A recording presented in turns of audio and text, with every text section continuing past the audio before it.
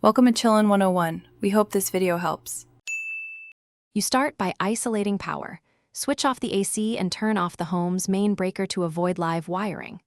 Once done, verify the V-Guard stabilizer rating matches your AC's input requirements.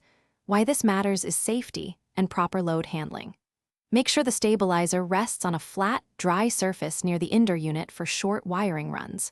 While you do that, gather a screwdriver, insulated pliers, and a multimeter to check voltage and continuity before any connections. You now make the electrical connections. First, connect the mains supply to the stabilizers in terminals, live to L, neutral to N, and earth to E, because correct polarity prevents damage. Then connect the OUT terminals from the stabilizer to the AC's power cable, matching colors and labels. This keeps the circuit stable under load.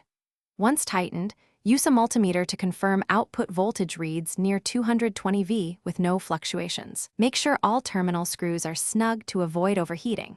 You finish by restoring mains power and switching the V-Guard stabilizer on. Watch the status LEDs and display while it stabilizes the output.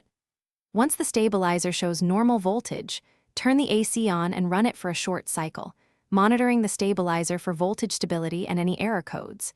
This confirms correct operation.